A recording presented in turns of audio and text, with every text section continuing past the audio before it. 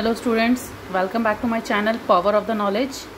आई hope जो मेरे last 2 videos हैं वो आपको अच्छे लगे होंगे और बहुत ही नॉलेजफुल रहे होंगे आप लोगों के लिए।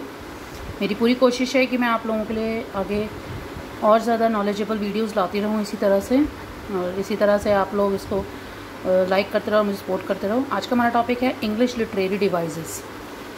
जैसा कि आप लोग जानते हैं कि हर पोएम में कुछ लिटरेरी डिवाइसेस होते हैं हर लैंग्वेज में। जैसे हिंदी में अलंकार होते हैं, रस होते हैं, वैसे ही इंग्लिश के भी कुछ लिटरेरी डिवाइसेस होते हैं जो पोएम को बहुत ही ब्यूटीफुली डिस्क्राइब करते हैं। पोएट अपनी फीलिंग्स को बहुत अच्छे से डिस्क्राइब करता है। सबसे पहले हम लोग देखेंगे what are literary devices. Literary devices हैं क्या इनका मीनिंग है, क्यों है ये हमारे लिए, इनका क्या यूसेज है लैंग्वेज के अंदर। तो पहले हम इसका मीनिंग ही समझेंगे कि what are literary devices. Literary devices क्या हैं? Literary devices are the peculiar structure used by writers in their works in order to convey their messages in a simple manner to the readers. Literary devices जो एक structure है, एक बहुत ही peculiar यानी कि अजीब सा एक स्ट्रक्चर है जो यूज करते हैं राइटर्स अपने वर्क्स में, ताकि वो अपने मैसेज को बहुत ही सिंपल मैनर में जो रीडर्स हैं उन तक पहुँचा सकें। बहुत सारे लिटरेरी डिवाइसेस यूज्ड होते हैं इंग्लिश लिटरेचर में। लिटरेचर अपने आप में ही बहुत वास्ट है, कोई थोड़ी चीज़ नहीं है, ठीक है। वो हैं alliteration, analogy, allegory, anaphora, metaphor, simile, aphorism, oxymoron, onomatopoeia, eulogy, elegy and others. Alliteration जो है वो एक डिवाइस है जो नंबर ऑफ वर्ड्स में यूज़ होता है, having the same first consonant sound. First उसकी कॉन्सोनेंट साउंड होती है। Occur close together in a series, आसपास में ही अकर होता है एक सीरीज़ में। इसका एग्जांपल है he had a haunting hat, बहुत ही हॉन्टिंग हैट है। दूसरा है एनालॉजी, एक कंपैरिजन होता है आइडिया और थिंग का दूसरे से। मेटाफोर और सिमिलीज जो हैं यूज होते हैं एनालॉजीज़ को ड्रॉ करने के लिए। एक मेटाफोर जो है इम्प्लाई किया जाता है कंपैरिजन में। एक सिमिली जो है डायरेक्ट कंपैरिजन होता है वर्ड्स जैसे लाइक और एज। हर चीक्स आर लाइक रोजेस, उसके जो चीक्स हैं वो रोजेस की तरह हैं। आपने सिमिलीज भी पढ़े हैं। थर्ड है एनाफोरा, रेपिटेशन होता है फ्रेजेस का और वर्ड जो है लीड करते हैं, एक अंडरस्टैंडिंग होती है एनाफोरा की। All that wealth, all that power, वो जो वेल्थ है वही पूरी पावर है। तो जो एनाफोरा होता है वो इसी तरह से यूज़ होता है कि जो एक फ्रेज़ है वो लीड करता है एक बेटर अंडरस्टैंडिंग के लिए, तो उसके लिए एनाफोरा यूज़ होता है। उसके बाद नेक्स्ट है एफोरिज्म। एफोरिज्म एक स्टेटमेंट है जो रेफ़र करती है विजडम को।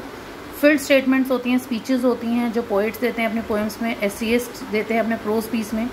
फ्रांसिस बेकन जो है वो इसको यूज़ करते थे एक विटी एफोरिस्टिक स्टेटमेंट में, मतलब बहुत ही तकनीकी तौर पर अजीब सी एफोरिस्टिक स्टेटमेंट होती थी उसमें।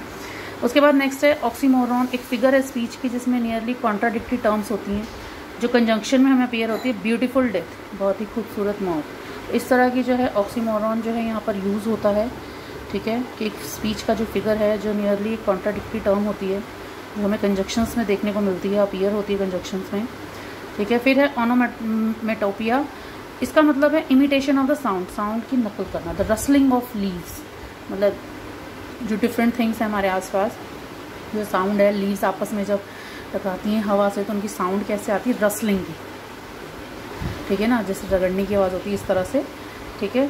फिर है यूलॉजी, ये यूज़ होता है किसी को प्रेस करने के लिए या किसी चीज़ को, स्पेशली जब कोई वन इज़ डेड, जब वो मर चुका हो उसको प्रेस करने के लिए अक्सर हम जब किसी की डेथ हो जाती है तो हम पीछे उसको प्रेस करते हैं, तो वो जो होती है वो एक यूलॉजी होती है। पोएम्स में भी कई बार पोइट्स यूज़ करते हैं, अपनी अलग अलग फीलिंग्स को एक्सप्रेस करते हैं। उसके बाद है एलिजी, ये एक सॉन्ग है या और पोएम है जो लेमेंटिंग टोन में यूज़ होता है, जो एक्सप्रेस करता है फैमिली मेम्बर के लॉस का या लव पर्सन के लॉस का। Elegy written in the country churchyard, तो मतलब इसमें जो है जिससे हम बहुत प्यार करते हैं उसके प्रति हमारे लव को या उसके लॉस को एक्सप्रेस करता है, वो एलिजी है। नेक्स्ट है कंसीट, ये एक डिवाइस है जो बहुत ही दो वास्टली डिफरेंट ऑब्जेक्ट्स आपस में लिंक्ड होते हैं, वहाँ कंसीट होता है। Motion in the mill is busy standing still, mill का जो मोशन है वो आज भी बहुत ज़्यादा बिजी है, स्टैंडिंग है बिल्कुल उसी फॉर्म में, यहाँ पे कंसीट हो जाएगा। इसके बाद नेक्स्ट है हाइपरबोल, ये इन्वॉल्व करता है exaggeration of ideas like the mistress eyes are lustrous as a sun. जो मिस्ट्रेस की आइज़ हैं, जो लड़की की आँखें हैं वो ऐसे चमक रही हैं जैसे सन होता है, लस्ट्रस एज अ सन। एक तरह का एक्सग्रेशन होता है आइडियाज़ का इसके अंदर। नॉर्मली आप लोगों ने देखा कि पोएम्स में बहुत अलग अलग फीलिंग्स होती हैं, तो उसमें लिटरेरी डिवाइसेस बहुत हेल्प करते हैं। इसके बाद है पोएटिक डिवाइसेस जो यूज्ड होते हैं पोएम में स्पेशली, वो लिटरेरी डिवाइसेस थे।